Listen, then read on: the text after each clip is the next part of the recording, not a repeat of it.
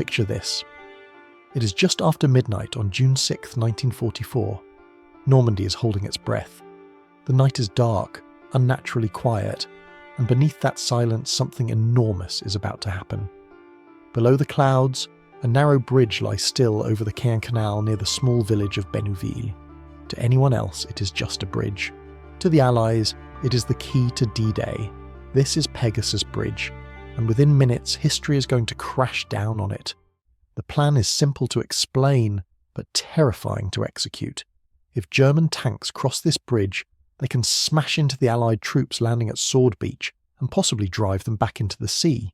If the bridge is destroyed, the Allied advance inland will slow to a crawl. So the order is clear: capture the bridge intact and do it before the enemy knows what is happening. There is no backup plan. Just after midnight, 6 wooden Horsa gliders break away from their towing aircraft and begin their silent descent. On board are around 180 British soldiers from D Company, led by Major John Howard. There are no engines now, no second chances, only darkness and speed. The men grip their weapons, knowing that in a few seconds they will either succeed or die. At exactly 12:16 a.m, the first glider slams into the ground just meters from the bridge. The impact is brutal. Men are thrown forward, some are knocked unconscious, others are injured instantly. Before the dust even settles, the doors fly open and soldiers rush out into the night.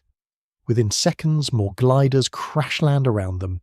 It is chaotic, violent, and perfectly placed. The German defenders, about 50 men, are completely stunned. They are older soldiers, conscripts, not expecting an attack from the sky. Suddenly, gunfire erupts. Tracer rounds streak through the darkness. Grenades explode near the bridge. One German soldier runs toward the detonator that could destroy the bridge, but he never reaches it. He is shot down before he can pull the trigger. The fighting is intense but incredibly short. In less than 10 minutes, it is over. 2 British soldiers lie dead, including Lieutenant Den Brotheridge, often remembered as the first Allied soldier killed by enemy fire on D-Day. Several more are wounded, some from bullets, others from the violent landings. On the German side, defenders are killed, captured, or flee into the night, and there it is, the bridge. Still standing, undamaged, captured. Pegasus Bridge has just become the first objective of D-Day to be successfully taken, but the danger is far from over. The men now have to hold the bridge. They dig in, knowing that German reinforcements and tanks could arrive at any moment. Through the long, tense hours of the night, counterattacks follow. Ammunition runs low. Every sound in the darkness could mean an enemy assault. The soldiers wait, tired, wounded, and fully aware that everything depends on them holding this single strip of steel and concrete. As the sky slowly begins to lighten, new sounds emerge. Gunfire from the beaches, artillery in the distance, and then finally something unexpected, the sound of bagpipes. Lord Lovat's commandos are approaching from Sword Beach, led by Bill Millin, calmly playing as they march under fire. It is a surreal moment, but it signals success. The airborne troops are no longer alone.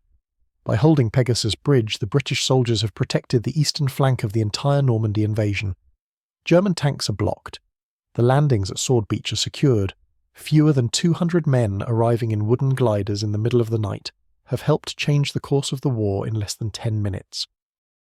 Only after the fighting does the bridge receive the name by which we know it today. During the war, it was simply called the Bénouville Bridge. Afterward, it was renamed Pegasus Bridge, in honour of the winged horse emblem worn by the British airborne troops. Pegasus symbolised speed, surprise, and the ability to strike from the air, exactly how the bridge had been taken in the opening minutes of D-Day. Today, Pegasus Bridge is peaceful again. A modern bridge now carries traffic across the canal, while the original bridge has been preserved at the nearby Pegasus Memorial Museum.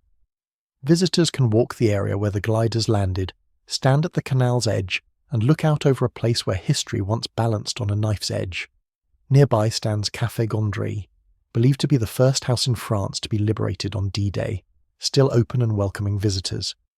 Pegasus Bridge is no longer a battlefield, but it remains a powerful symbol. It shows how a small group of determined men, fewer than 200, arriving silently in wooden gliders, helped secure the success of the Normandy landings in a matter of minutes. And if you stand there early in the morning, when the light is soft and the world is quiet, it almost feels as if the past is still there, reminding us of the night when a single bridge helped change the course of history.